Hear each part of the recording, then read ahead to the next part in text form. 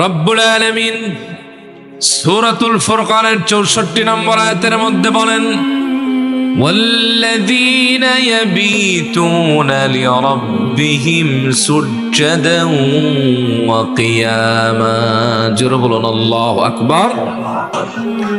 আল্লাহ পাক বলেন, আমার যারা প্রিয় বান্দা, যাদেরকে আমি রহমানের গোলাম বলে সার্টিফিকেট দিয়েছি, ওই বান্দাদের অন্যতম বৈশিষ্ট্য, সিমটম, আলামত, সিম্বল, গুণাবলী হলো আমার বান্দারা রাতে সারা রাত ঘুমায় না, বরং রাতের কিছু সময় দাঁড়িয়ে দাঁড়িয়ে রুকু এবং সিজদায় কাটিয়ে দেয়। তারা তাদের রবের নৈকট্য তালাশে ব্যস্ত থাকে। সুবহানাল্লাহ। রাতের সময়কে তারা নিয়ামত মনে করে, গনিমত মনে করে, রবের বিশেষ একটি সুযোগ মনে করে যে আল্লাহ পাক তাকে বিশাল নিয়ামত দিয়েছেন, গনিমত দিয়েছেন। এই সময়টা হেলায় হেলায় কাটানো যাবে না। তারা অপেক্ষা করে কখন রাত্র গভীর হয়ে যাবে, কখন 1টা বাজবে, 2টা বাজবে, মানুষ নিভৃতে ঘুমিয়ে পড়বে, আর আমি লোকচক্ষুর অন্তরালে সালাতে দাঁড়িয়ে যাবো। সুবহানাল্লাহ পড়ে। রব্বুল আলামিন বলেন, তারা রাতে পাইকারি দরে ঘুমায় না, জাগতিক কোনো আকর্ষণ তাদের চিত্তে ধারণ করে না, বরং তারা অপেক্ষা করে রাত গভীরতার। রব্বুল আলামিন তাদের প্রশংসা অন্যত্র বলেন, তাতাজাফা জুনুবুহুম আনিল মাদাজি'i ইয়াদউনা রাব্বাহুম খাউফান ওয়া তামাআ। রহমানের বান্দা যারা হয়ে যায়, আল্লাহর প্রিয় যে গোলামগুলি হয়ে যায়, রব্বুল আলামিন বলেন তাদের পিঠ বেশি সময় বিছানায় লেগে থাকে না, বরং তারা তাদের পিঠটাকে বিছানা থেকে আস্তে করে দূরে সরিয়ে দেয়। স্ত্রীর আকর্ষণ তাদের ভালো লাগে না, ঘুম তাদেরকে কাবু করতে পারে না, দুনিয়ার কোনো আকর্ষণ তাদেরকে আকর্ষিত করে না।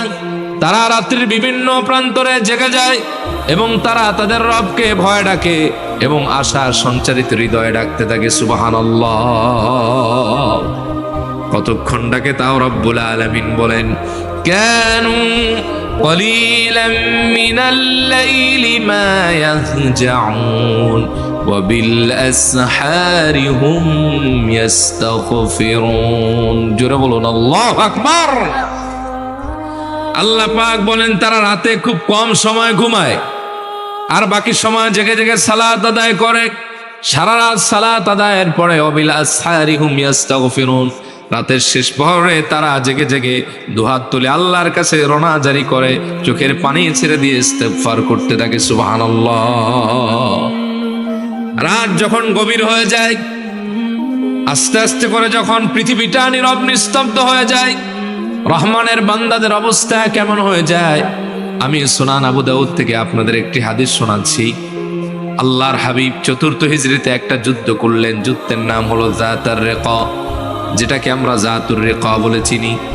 মুসলমানদের সংখ্যা ছিল মাত্র 400। কয়শো?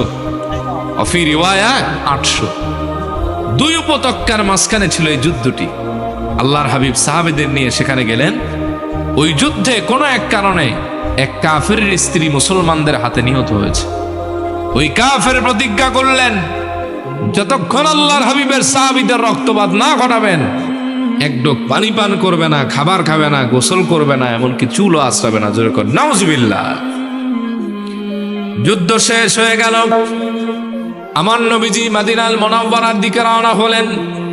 প্রতিমধ্যে রাত হয়ে গেল। আমার নবীজির আদত মোবারক ছিল, নবীজি রাতের বেলায় মদিনায় প্রবেশ করতেন না।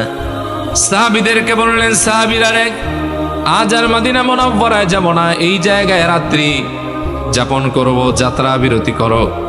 সবাই যাত্রা বিরতিতে শরীক হয়ে গেল। তাঁবু টানানো হলো, খাবারের আয়োজন হলো, এবার ঘুমোতে যাওয়ার পালা। নবীজি বললেন, ও আমার সাহাবীরা রে, তোমাদের ভেতর থেকে আমি আল্লাহর এমন একজন গোলামকে দেখতে চাই।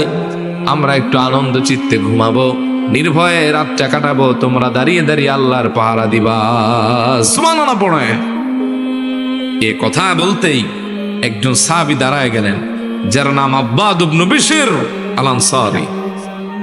আর একজন ওনাকে দেখে দাঁড়ালেন, যার নাম আম্মার বিন ইয়াসির, মুহাজির সাহাবী, হযরত সুমাইয়ার সন্তান। নবীজি 2 জনকে দায়িত্ব দিলেন, পাহারা দাও, যাও পাহারায় শরীক হয়ে যাও। এবার 2 ভাই দাঁড়িয়ে দাঁড়িয়ে পাহারা আরম্ভ করলেন। কিছুক্ষণ পাহারা দেওয়ার পরে একজন আর একজনকে বলতে লাগলেন, ভাই রাত অনেক লম্বা, তুমি আমি একত্রিত হয়ে যদি পাহারা দেই, সকালবেলা আমাদের ক্লান্তি এসে যাবে, শরীরটা খারাপ হয়ে যাবে, দুর্বল হয়ে যাবে, মদিনায় যাওয়ার সামর্থ্য থাকবে না। আসো এক ভাই আর এক ভাইয়ের প্রতি ইহসান করি, রাতটাকে দুই ভাগ করি। এক ভাগে আমি পাহারা দেই, তুমি ঘুমাও, আবার তুমি ঘুমাও, আমি পাহারা দিব। এই বলে দুই ভাই চূড়ান্ত সিদ্ধান্ত নিতে লাগলেন। হযরত আব্বাদ বিন বিশর বললেন, আম্মার রে, আইয়ু লাইলিন আহাব্বু ইলাইক, রাতের কোন অংশ তোমার ভালো লাগে, পাহারা দাও, না হয় ঘুমাও। হযরত আম্মার বিন ইয়াসির বললেন, ওরে ভাই আব্বাদ, আমি সারা রাত অনেক ক্লান্ত, আমি একটু প্রথম ভাগে ঘুমাতে চাই, তুমি পাহারা দাও, দ্বিতীয় ভাগে তুমি ঘুমাও, আমি সারা রাত তোমাকে পাহারা দিয়ে দিব। সুবহানাল্লাহ। এইভাবে হযরত আব্বাদ পাহারা আরম্ভ করলেন। যখন নিসফুল লাইল অতিক্রম হয়ে রাত গভীরতায় গড়াতে লাগলো, হযরত